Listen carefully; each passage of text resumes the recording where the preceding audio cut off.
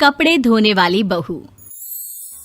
शादी के पहले से ही विभा को कपड़े धोने का बड़ा शौक था। कभी नल के नीचे तो कभी तालाब के पास। अरे मेरी नीली वाली लुंगी नहीं दिख रही है। विभा की अम्मा, कहाँ रखी है लुंगी? अरे वो तो विभा ने परसों ही धोकर रखी थी आपकी अलमारी में, देखो वहीं होगी। वो ना मैंने आज धो दी, मुझे लगा कि गंदी हो गई होगी। अरे कैसे गंदी हो गई थी? उसे तो मैंने पहना भी नहीं। हे भगवान, इस लड़की के कपड़े धोने की आदत से परेशान हो गया हूँ मैं। जितना तो घर में राशन नहीं आता, उससे कहीं ज्यादा डिटर्जेंट पाउडर का खर्चा है। इसकी शादी करवा दो, शादी जाए अपने घर में ही करे काम, फिर चाहे घर के कपड़े धोने हो या पूरे गांव के। हाँ ठीक बोल रही हूँ, देखता हूँ मैं कोई लड़का। वो दिन भी आ जाता है जब विभा को देखने लड़के वाले आ जाते हैं। लड़की मुझे अच्छी लगी। होने वाली सास कहती है, बेटी अगर कुछ पूछना है तो पूछ लो। वैसे तो हमारी लड़की बहुत ही शर्मीली है, जो बोल दो वो मान लेती है, इसे क्या पूछना होगा। अरे कैसी बात कर रही हो माँ, मुझे इन लोगों के घर रहना है, सवाल तो कई है। हाँ हाँ बेटा, पूछ लो ना, क्या पूछना है। आप लोगों के घर कपड़े कौन धोता है? सास का मुंह बन जाता है। देखो, अगर तुम ये कहना चाहती हो कि तुम्हें कपड़े धोने नहीं आते तो सुन लो, कपड़े मैं ही धोती हूँ, लेकिन तुम्हारे आ जाने के बाद मैं रुमाल तक नहीं धोऊंगी। अरे चुप रहना भाग्यवान, बहू बेचारी घर आई नहीं, उसे डराना शुरू कर दिया। वो क्या है ना बिटिया, अभी तक तो ये कल्लू की माँ ही धोती थी, लेकिन अब तुम्हारे पापा तो दहेज में वॉशिंग मशीन देंगे ही। तभी विभा की माँ बोल पड़ती है, सवाल भी पूछा तो क्या। वैसे भाई साहब, मशीन की तो फिर भी कपड़े धोने की कैपेसिटी होती है। मतलब जो बिटिया दे रहे हैं ना विभा, इसे कपड़े धोने का बहुत शौक है। ये आप लोगों के क्या, आस पड़ोस गांव मोहल्ले सबके कपड़े धो दे और उफ तक ना करे। बाहर देखा नहीं आपने कितने कपड़े सूख रहे हैं? सब हमारी बिटिया ने ही तो धोए हैं। बस भी करो ना माँ, शर्म आ रही इतनी तारीफ सुनकर। और तो और एक दाग निकाल कर दिखाओ तो मान जाऊं। हाँ अच्छा, माफ करना बेटा, मैंने गलत समझा। हमें तो रिश्ता बहुत पसंद है। और ऐसे जुड़ जाता है रिश्ता कपड़े धोने का शौक रखने वाली विभा का। उसकी शादी हो जाती है कोयला फैक्ट्री में काम करने वाले कल्लू के साथ। शादी के बाद अचानक विभा चिल्लाती हुई सास के पास आती है। सासू माँ, अरे सासू माँ कहाँ है आप? ये तो धोखा है, धोखा दिया आप लोगों ने मुझे। इसे ससुर के चक्कर के बारे में पता चल गया। अरे तो उसमें तुझे क्यों धोखा मिला है? अरे नल में पानी नहीं आता, कपड़े कैसे कब धुलेंगे? अच्छा, तू पानी नहीं आ रहा उसकी बात कर रही है। तो आपने क्या सोचा? कुछ नहीं। अच्छा, तेरी माँ ने कहा था कि कपड़े धोने का शौक है तुझे, याद आया मुझे।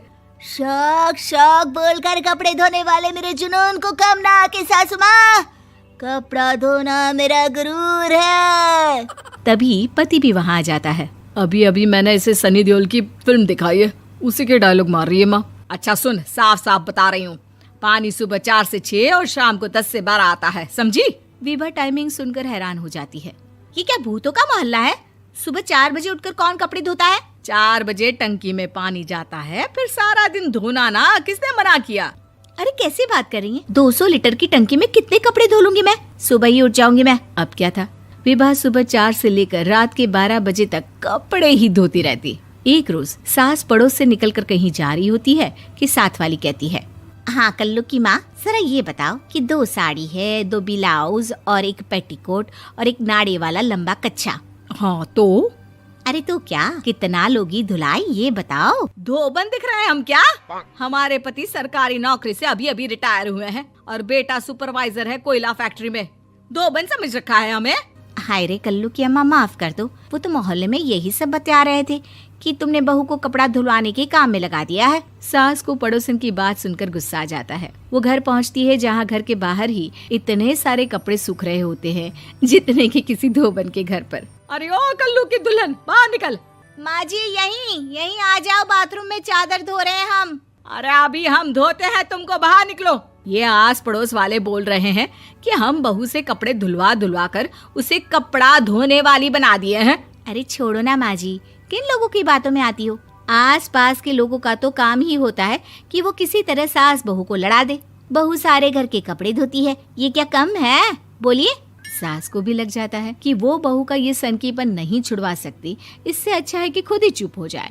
एक रोज सास और बहू मंदिर जाते हैं, जहाँ सास की साड़ी वहाँ खड़ी भीख मांगने वाली से मिलती है। माँ जी क्या बात है, आपकी साड़ी उस भिखारन से कितनी मिल रही है ना? हाँ हाँ देखो तो, दोनों की साड़ी मिल रही है। क्या बात है कल्लू की अम्मा, तुम खुद को तो अफसर की बीवी बताती हो और ऐसी सिंपल सी प्लेन साड़ी पहनकर घूमती हो। सिंपल और प्लेन नहीं है ये साड़ी। तो क्या सोने के धागे से फूल बने हैं? कुछ भी सासू माँ, कुछ भी। हाँ बने थे इस साड़ी में सोने के धागे से फूल। मेरे पति लेकर आए थे मद्रास से स्पेशली मेरे लिए 10,000 की। ताहे भाई साहब इस भिखारन के लिए भी सेम टू सेम साड़ी लेकर आए होंगे 10,000 की।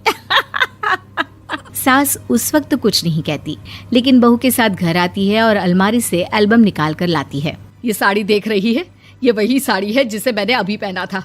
इस साड़ी में ये जो चमकदार फूल दिख रहे हैं ना, ये सोने के धागों से काढ़े गए हैं। लेकिन तू लोकल वॉशिंग मशीन ब्रश से घिस घिस कर सारे फूलों को निकाल कर साड़ी प्लेन कर दी।